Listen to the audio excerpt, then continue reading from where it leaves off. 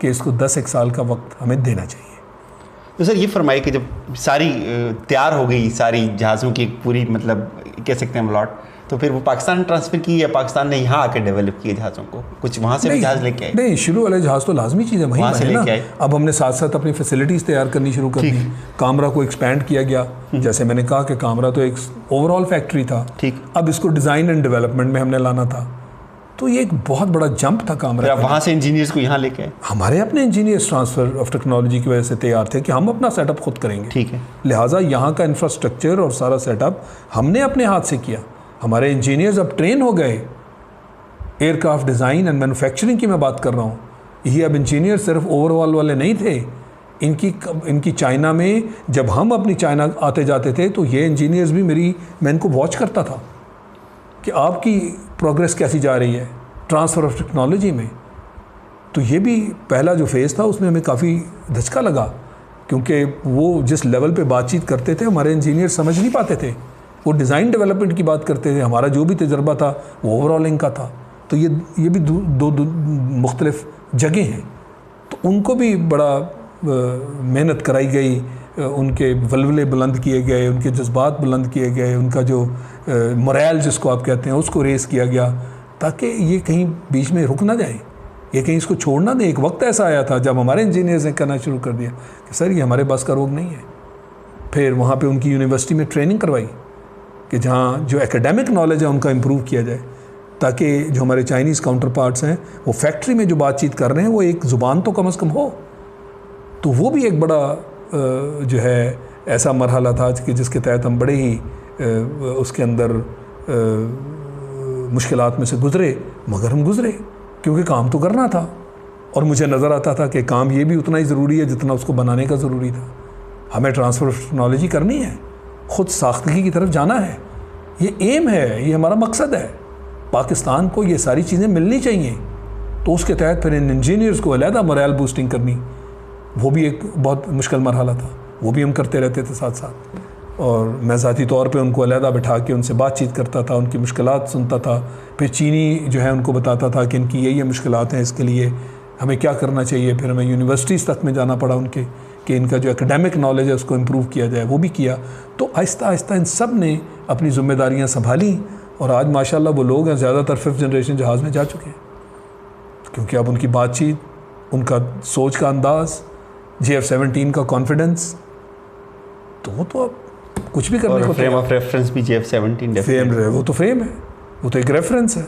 और सर ये फरमाइए कि अब हम अल्हम्दुलिल्लाह इस काबिल हैं कि एक छोटे से छोटे पुर्जे से लेकर एक बड़े से बड़ा इंजन तक हम खुद बना सकते हैं। नहीं, इंजन नहीं हम बनाते। इंजन का मैं क्लैरिफाई कर दूं, क्योंकि इसमें एक और बात समझने वाली है कि F-16 भी जो है उसका बहुत सारा हिस्सा सबलेट किया जाता है। ठीक, दुनिया भर में बनाई जाती हैं चीज़ें। ठीक है, इसको आप ये ना समझे हम में कमज़ोरी है। ठीक है, ये एक स्टैंडर्ड है, हम जानबूझ के करते हैं कि जहाँ जो चीज़ सस्ती बनाई जाए, अच्छी बनाई जाए, अच्छी से बेहतर सस्ती भी बनाई जाए, कमर्शियली वायबल हो, हम वहाँ अप्रोच करें। ठीक है। तो चूँकि चीनी जो है उन्होंने ये टेक्नोलॉजी रूसियों से ले ली, वो बनाते हैं, और चीन को भी इंजन बनाने में दहाइयाँ हैं जो लगी हैं, तो उनकी भी एक बैकग्राउंड है। इंशाल्लाह ये भी वक्त आएगा कि हम इंजन की तरफ भी जाएंगे काम कर रहे हैं, मगर अभी हमारे रुख जो हैं वो मुख्तलिफ हैं।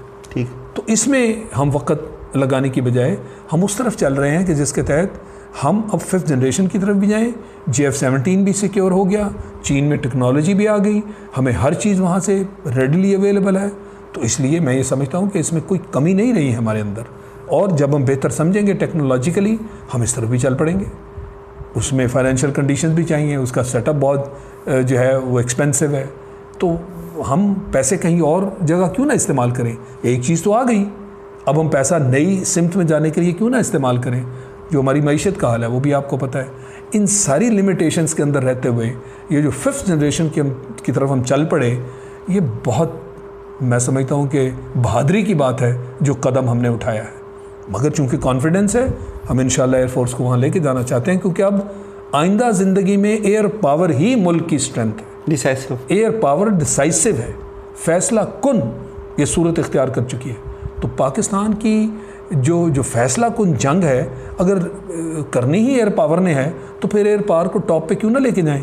वो 27 फरवरी एक ही दिन था ना, एक दिन में फैसला हो गया ना, और वो तारीख बन गया। अगर वो जंगी मामलात होते तो एक दिन में तो चंद कदम सिर्फ आपकी जो ज़मीन वाली फ़ौजें हैं वो आगे बढ़ती हैं, उनकी जो मूवमेंट है वो तो कई हफ्तों पे मुहित होती है। बिल्कुल। तो इसलिए इस चीज़ को हम समझते हुए हमने जो कदम उठाया है वो सही डायरेक्शन में उठाया है और आज वो रोते फिर रहे हैं कि हमारे फ्लाइंग ऑफिसर, उनका चीफ कह रहा है भाई इस तरह की तो लोग गाड़ियाँ भी इस्तेमाल नहीं करते जो मेरे ज़िम्मे आपने जहाज़ दे दिए हैं, अब उनका रोना कौन सुने, आप रोते रहें, हम काम करते जाएंगे। इंडिया जहाँ आज रफाल लेके पहुँच रहे, हम 2003 में पहुँच चुके थे।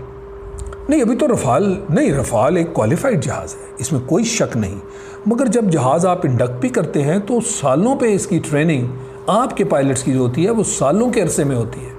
फिर हर चीज़ उनके हाथ में तो कुछ भी नहीं है, वो तो कंपनी से ही बातचीत कर सकते हैं ना कि इसमें ये दे दो, इसमें वो दे दो, उसके लिए आपको मईशत बड़ी मजबूत चाहिए, ख़र्चे बहुत हैं।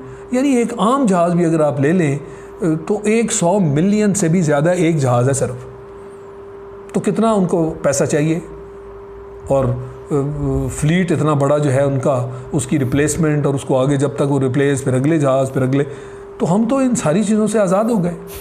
हमें तो ना पैसे की वो ज़रूरत है, ना हमें किसी से रिक्वेस्ट करनी है, ना बताना है, हमारी अपनी रिक्वायरमेंट है, हमें मालूम है, हमारी स्ट्रैटेजी हमारे पास है, हम जो करना चाहते हैं हेड क्वार्टर में या नेशनल लेवल पे जो डिसाइड होता है, हम अपनी मशीन को मूव करते हैं कि चलो इस तरफ, अब नेशनल रिक्वायरमेंट ये बन गई है, तो हमने किसी को रिक्वेस्ट तो नहीं करनी, हम तो ऐसे ऐसे काम कर रहे हैं जो कि किसी को समझ भी नहीं आएंगे कि हमने ये क्यों किए। हमारी अपनी एडवर्सरी के मुताबिक रिक्वायरमेंट है ना, वो तो एक जनरल जहाज़ बनाते हैं, फिर हर जहाज़ की कन्फिग्रेशन और होती है। अमेरिका जो जहाज़ बेचता है वो हर मुल्क का जहाज़ एक अलग जहाज़ होता है, उस मुल्क की जो रिक्वायरमेंट है उसके मुताबिक उसमें इक्विपमेंट लगाई जाती है। हमने जो लेटेस्ट F-16 ख़रीदे थे, ये 2008-2009 की बात है, अब 10 साल हो गया तकरीबन उसको भी, तो उस वक्त मैं उस पोजीशन में था, मैं DCS ऑपरेशंस था और मेरे हाथों उसकी सारी तैयारी हुई कि कॉन्ट्रैक्ट में क्या लिखना है, हमें क्या चाहिए। ये भी जनरल मुशर्रफ का ज़माना है जब हम इसकी तैयारी कर रहे थे, तो उस वक्त हमने ये देखा कि अब हमने आगे कैसे चलना है, तो हमें F-16 उस वक्त का क्या चाहिए। हमने अपनी कॉन्फ़िगरेशन तैयार की, वो हमने लॉकहीड मार्टिन को दी अमेरिका में, उसके मुताबिक फिर वो F-16 बना और उसकी सारी जो मुज़ाकरात थे उस जहाज़ के बारे में, ऑब्वियसली मैं लीड कर रहा था, मेरे साथ टीम थी, मगर मेरे साथ एयरफोर्स की टीम ही नहीं थी, मेरे साथ JF-17 की भी टीम थी। और वहाँ बैठे हुए जब हमारे साथ बातचीत हो रही थी तो फिर उनको हम बताते थे, जो हमारे काउंटर पार्ट सामने बैठे हुए थे, जब वो मुख्तलिफ़ चीज़ों की मालियत के बारे में बात और मुख्तलिफ़ चीज़ों की कैपेबिलिटी के बारे में बात, तो मैं फिर उनको कहता था कि ये मत समझना कि हम तुम्हारे कस्टमर उस तरह के हैं जैसे आम मुल्कों के आते हैं, मेरे साथ जो टीम बैठी हुई है ये वो है जिसने JF-17 अपने हाथों से बनाया है, तो हमें नट एंड बोल्ट की कीमतों का भी पता है, हमें कैपेबिलिटी का भी पता है, मुझे एक एक चीज़ के बारे में बताओ जो मेरे सवालात हैं। तो उन्होंने बहुत कोशिश की है कहने की कि जनाब आप तो F-16 के पहले पायलट्स में से हैं, आपको ये चीज़ें, मैंने कहा उस वक्त मैं पायलट था जब मैं इधर F-16 की ट्रेनिंग के लिए आया था, 81 की बात है, आज मैं 2008-2009 में तुम्हारे साथ बैठा और मैं अब सिर्फ पायलट नहीं हूँ, कस्टमर भी हूँ और जहाज़ का मैन्युफैक्चरर भी हूँ, तो ज़रा एहतियात से बात करो।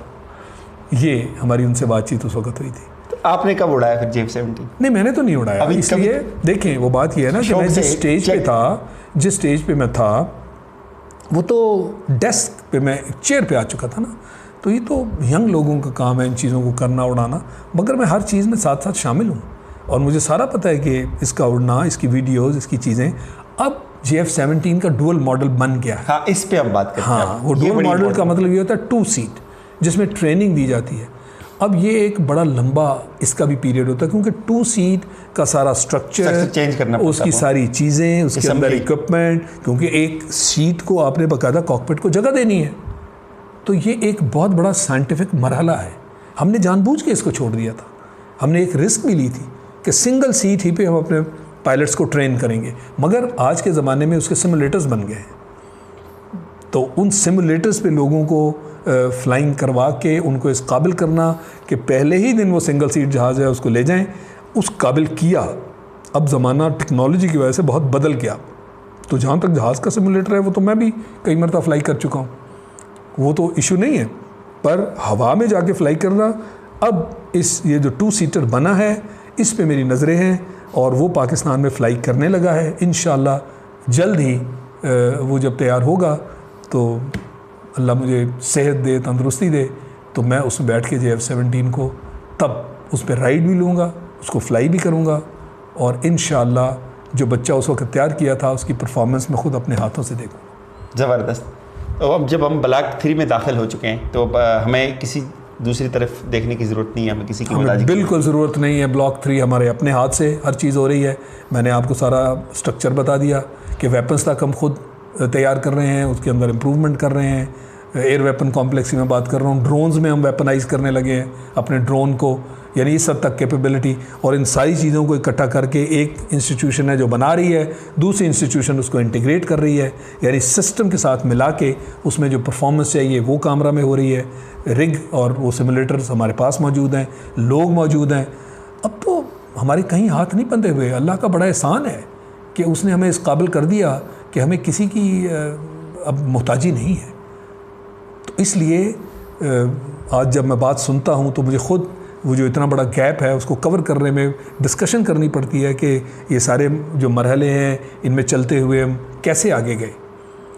तो मैं कल ही कामरा में था, वहाँ पे हमारा एक फंक्शन था और उसमें JF-17 के जो लोग, अब तो ऐसी ऐसी चीज़ें उन्होंने कर ली कि मुझे वक्त लगता है वो सब उनसे बात करने और समझने में। और अब मैं सोच रहा हूँ कि उसकी एक मैं कंप्लीट ब्रीफिंग लूँ कि जो इतना गैप रहा जिसके अंदर मैं सारी चीज़ों में शामिल नहीं था। लाजमी चीज़ है मेरी रिटायरमेंट के बाद मैं तो अब उन सारी चीज़ों में, मगर मुझे ये पता होता है कि अब हम कर क्या रहे हैं, अब हम किस तरफ जा रहे हैं।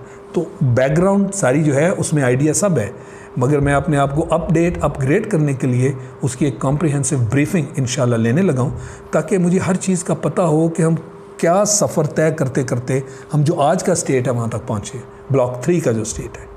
तो ये मैं इंशाल्लाह इसको अरेंज कर रहा हूँ और फिर मैं वो डुअल सीट जो बन गया है उसमें फ़्लाई करने का भी वो जो मेरा प्लान है, अल्लाह उसमें मुझे कामयाबी दे और मैं इंशाल्लाह उसको फ़्लाई करूँगा इंशाल्लाह। नाज़रीन, अगले सेशन में हम आपके सवालात के जवाब लेंगे। फ़िलहाल यही कुछ, अपना ख्याल रखिएगा। अल्लाह हाफ़िज़।